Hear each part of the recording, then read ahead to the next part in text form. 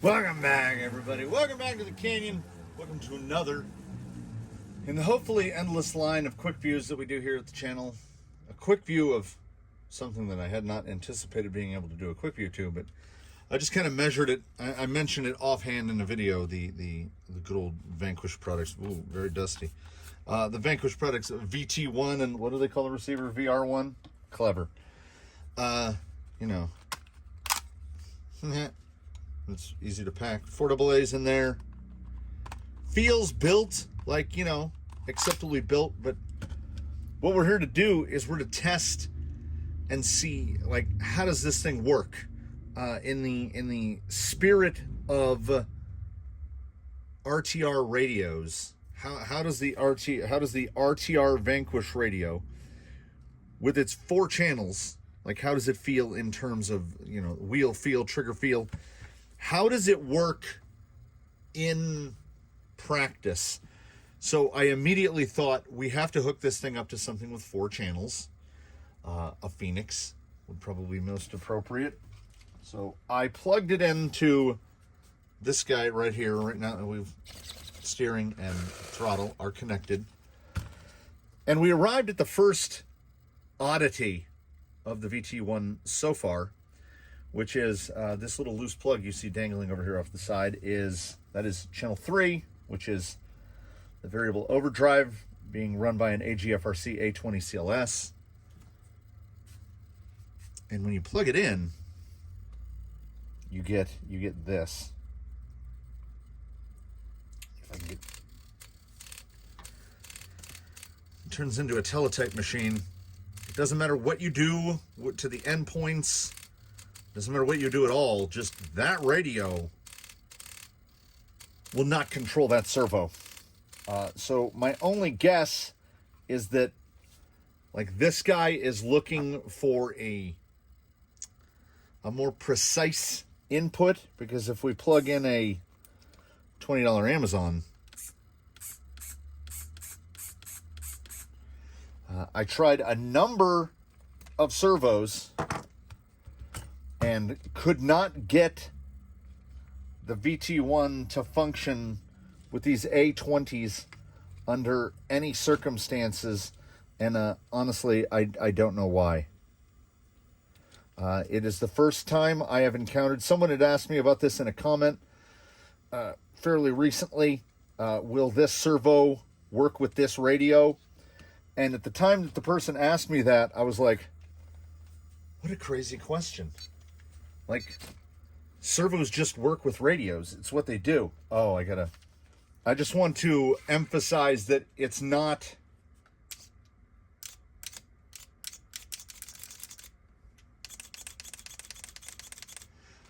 the servos.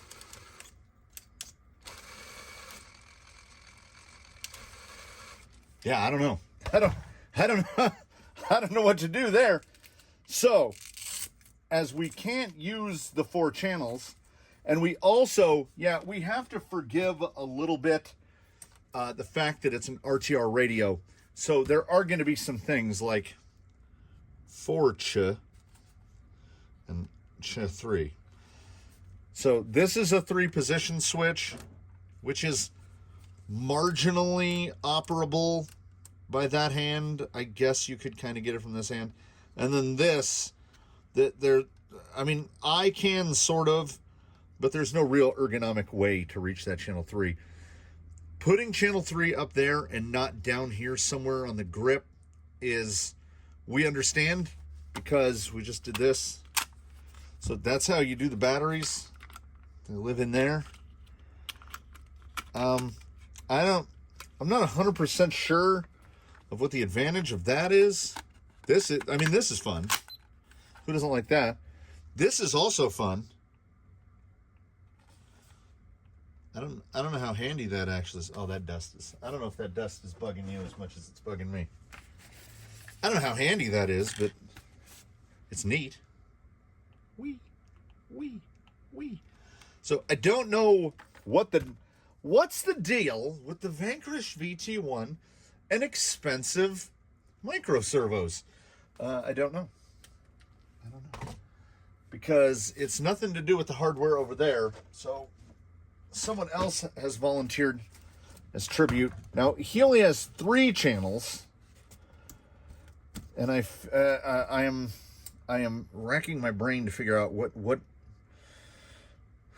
channel should we plug Dig into. Do we want Dig to be in this unfortunate position where it's lock-on Dig and it's 3 position, or do we want Dig up here? That's not comfortable. Like, I feel a pinch. But we're going to put Dig into 3.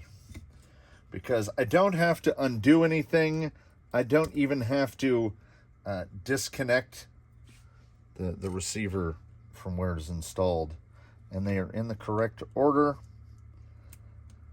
Let's plug in that. And that is 2. And then I said we're going to plug this into 3. And we'll just set it right like that. Easy peasy. Lemon squeezy.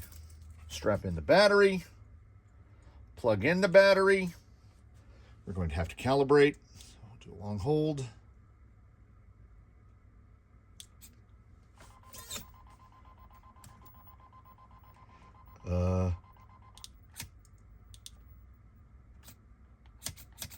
Okay. I got my channels reversed. Bear with me. I'm trying not to blow up my servos. I'll be back in a second. This temporary break brought to you by Complacency, in which I have the VR1 right atop the the R6F receiver. There you see them like that. So they are lined up side by side. The switches on that side, antennas on the same side. The VR1 goes channel 1, 2, 3, 4 goes up, and the RC6 goes 1, 2, 3, 4, so it goes down. So I had everything plugged in reverse, which is how I ended up with the Dig channel 3 being plugged into channel 1. It was just upside down. So we've got the endpoint set. We've got it calibrated. Dig is functional. Nothing to do but take it on outside and see how do we feel about it in use. Because for me, and I'm assuming for a lot of people, ergonomics are big. How does it feel in the hand? How does the trigger feel? How does what is the wheel tension, the bounce back? Man, remember when they used to make like every radio, it was just commonplace to have an adjustable tension on the wheel.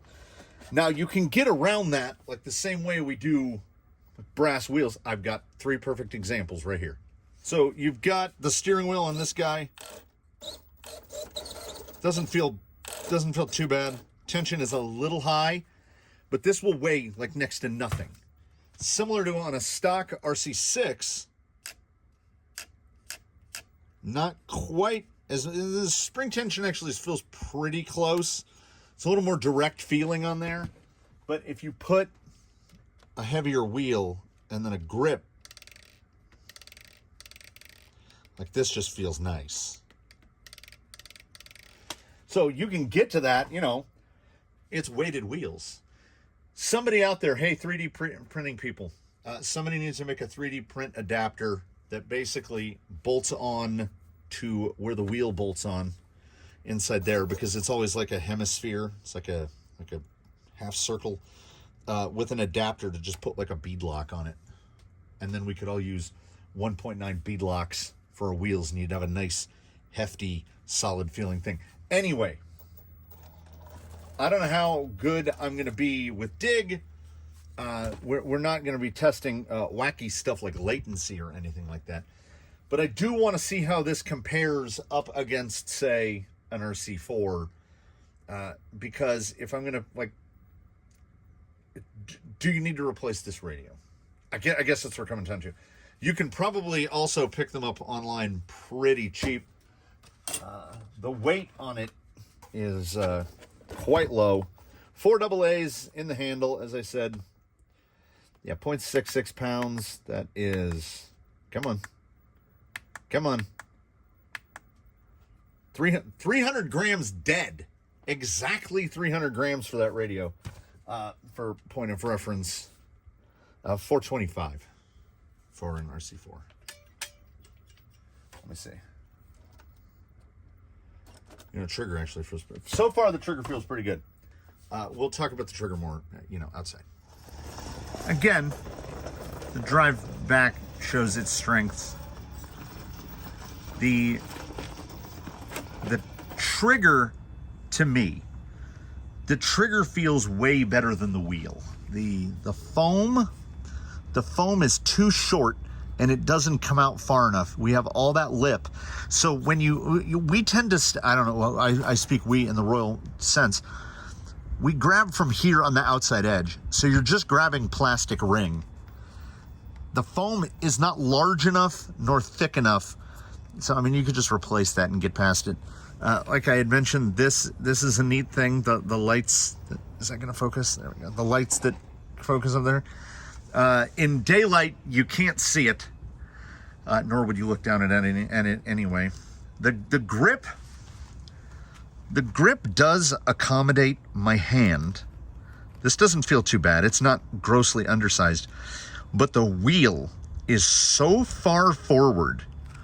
I want to say that typically the wheel is kind of in a straight line up from the trigger. So this wheel is really far forward, like so far forward that I can one-hand it, but I think most people don't have these. I know I've mentioned it in the past on other videos. I have to have. This is a party trick. If you're sitting at home, stick your pinky out on one hand and then stick your thumb out on the other hand and put them side by side. They will be about the same length. That's why, like this, ordinarily, you're about the same length. I'm not like that. My thumb and my index finger are the same length. I mean, I know it's nice and blurry, but it's a skinny thumb and a thick thumb. So the fact that I can reach this at all, most people would be out back about here, or they'd have to twist their hand around. They'd have to put some sort of sticker extension off the side.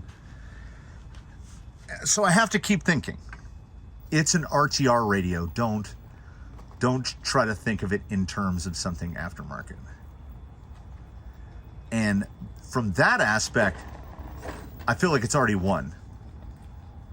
I'm not over the moon about the feel of the wheel, but there have been radios where the feel of the wheel I have actively hated. FlySky G7P!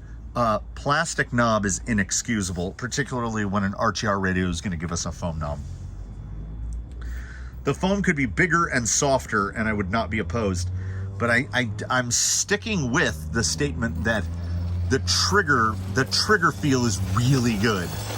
The trigger feel is better than a lot of radios, and not just the trigger feel, but the span here. Like I say, I know I'm a big hander. But see that gap where I can go through the gap there? That gap is everything. Some of them, the gap is too big, which you can take away. We've done it before. You put a little like bat tape or grip tape around the front to give your finger a little more purchase on there. This trigger, I'm amazed at how good this trigger feels. And also the initial tip, that right here, that take-up feels really good. This is a good trigger. So there's stuff I like, and there's stuff I don't like. Almost the lightness, like it's almost too light. I mean, I know that's a thing. It's also because the batteries are up in the handle, it's gonna be top heavy. So like, look at the length of the top and then look at the length of the bottom. So this is a radio that's gonna fall down a lot. If you set it on any sort of uneven surface, it's gonna fall down. We have no provision to attach a lanyard or any sort of dangler. You'd have to do the like paracord around there with the thing attached to it.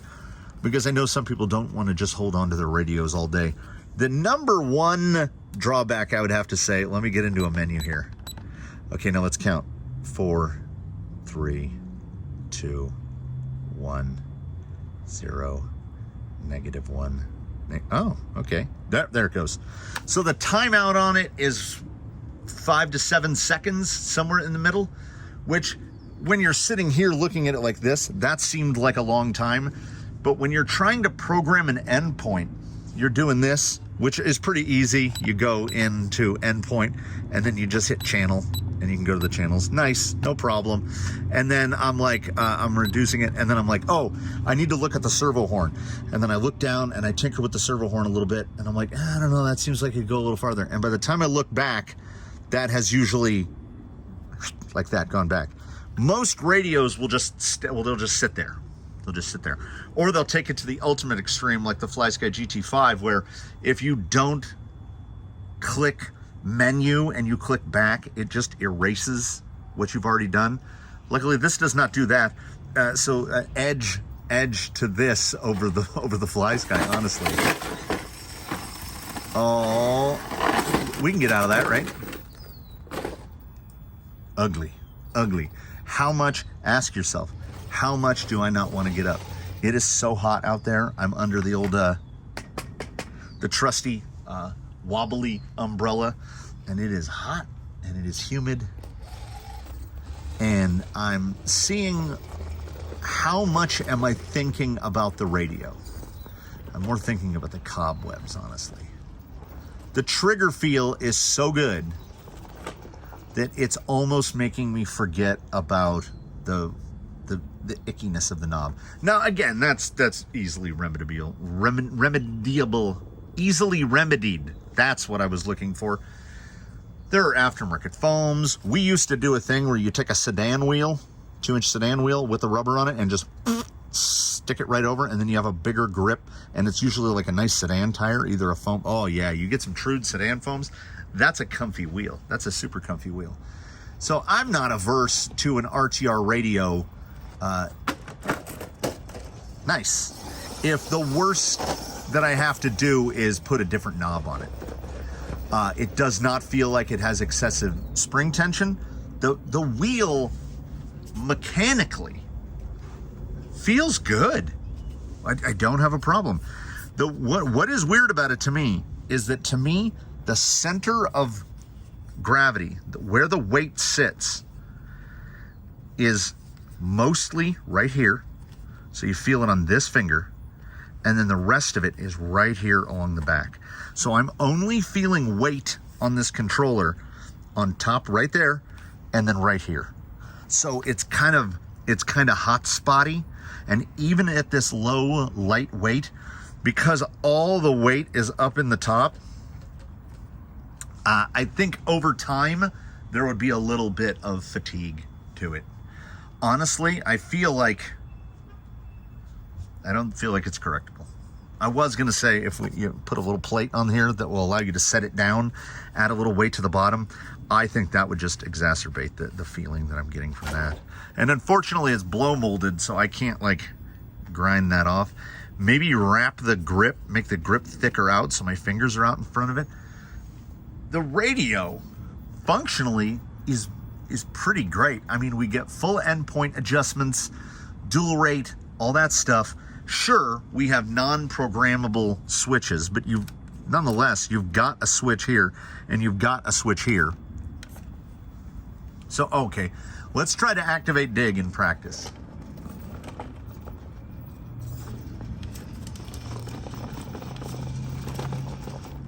Need to get a little more up. So the only way I can use dig, and for me, I know a lot of people use dig differently, the way they engage it. I have to have dig on a momentary. I don't like it otherwise. So the way that I have to do this is I have to one-hand steer, and I'm reaching over. So I'm basically one-handed driving and then using this finger to actuate dig. I would not put dig there. So if you're not dealing with dig, if you have something more common like a 2-speed, no problem. I mean, I would put the 2-speed on here because, and then like high gear is forward and like, you know, the mnemonic device, faster, slower, speed up, slow down. It would be great for a 2-speed. A 2-speed does not require much except the ability to set endpoints. So this is a potential bargain option.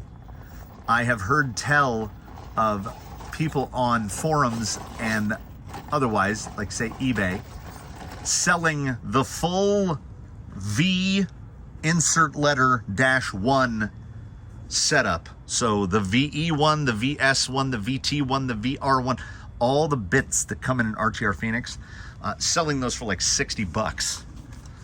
So we know what all the other electronics are, and to me, this was the question mark, was what is the VT1? And I haven't seen anything else exactly like it. I have seen this, you know, the battery compartment comes off like a magazine. But I mean, the radio works, the trigger feels good, it needs work on the wheel. I would not recommend it to any vehicle that has dig, because you don't have an ability to reprogram buttons. It does not appear to like high-end micro servos. Those A20s were the only servo that I plugged in about half a dozen servos into channels 3 and 4, and the A20s were the only ones that it really did not like, or vice versa. Maybe the A20s just didn't like the VT1. It's not bad. It's not bad at all. It feels like a kind of bargain aftermarket radio. Like, I could see this at the like $45 price point in the aftermarket. It's got 4 channels. It's got a digital display with, apparently, I mean, I can never tell, is the backlight like an Indiglow that's always on, or is it just catching the sun? I can't tell. We don't have a lot of useful information on the display. It just says voltage, and then I guess I'm on Model 3. I don't know. I don't dislike it.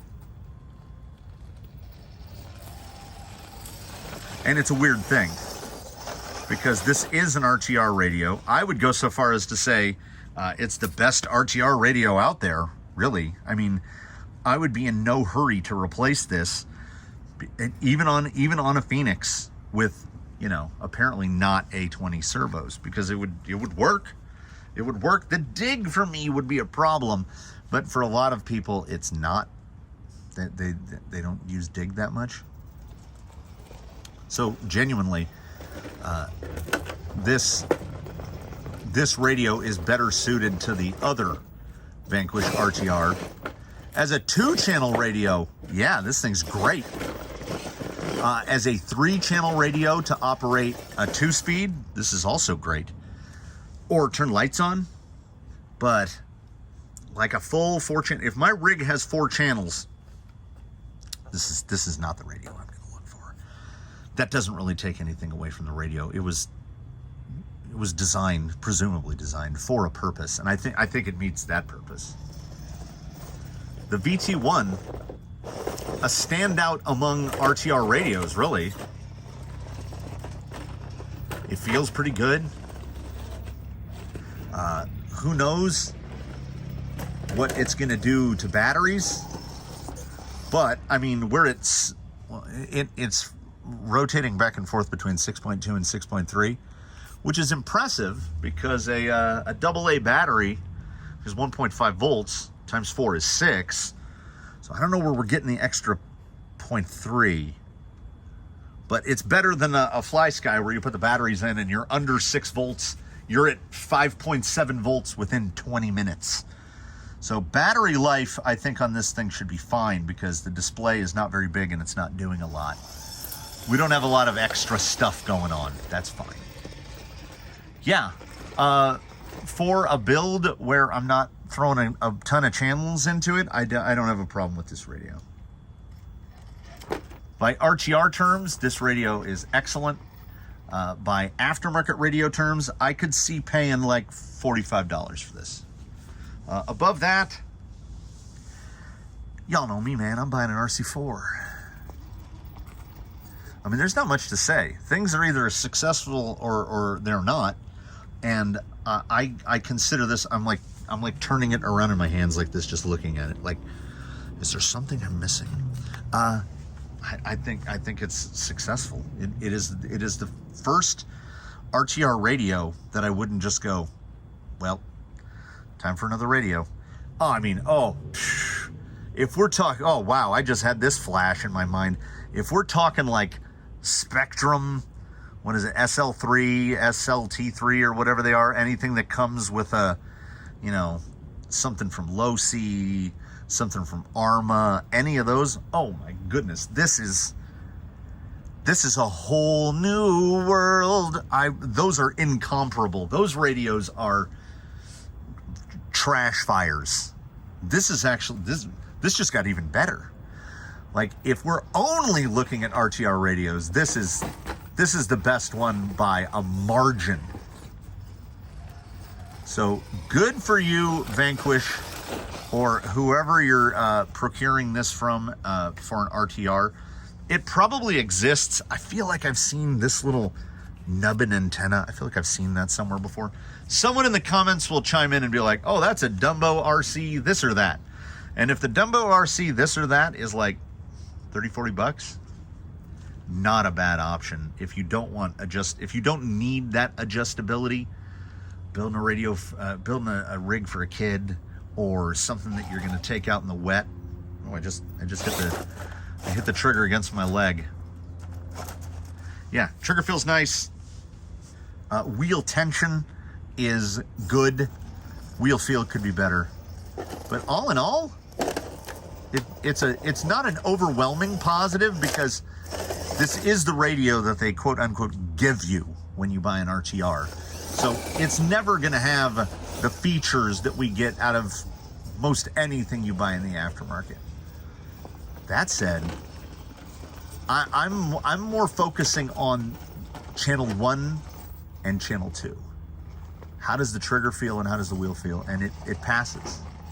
It absolutely passes. Yeah, it's nice. It's nice. We'll put it to use somewhere. You know, we'll figure something out. I'd like to thank the gentleman who sent this in. Thank you so much for sending in a VT-1. And he said, I don't want it back. I don't need it. So it will stay here and it will get used at some point in something. We'll figure something out. I'd like to thank you all for stopping by the canyon and watching. It's so hot out here. I invite you to comment below if there's anything about the VT-1 that I missed, or if you've had some sort of catastrophe or calamity in relation to it. I can't get my head around that A20 thing, but I feel like that's a fairly okay. Each one of those servos, I guarantee you, costs more than this radio. So if you're buying those servos, you're probably not using this radio. So that's probably a very unique occurrence that would not be common among other people. So do comment below, drop a like if you liked it, subscribe if you haven't, etc., etc. We do offer channel memberships, and channel members are wonderful. They send in things like this. Come on back, see what we got next. We enjoy having you around. And we will catch you again as soon as possible. And whatever time that might be, whenever you deign to come back and visit the canyon again, I hope that between now and then you do your very best to have a good one, everybody, and we will see you then. The Colonel's got to be getting hot. I'm hot. He's hot. We're all hot. We'll see you.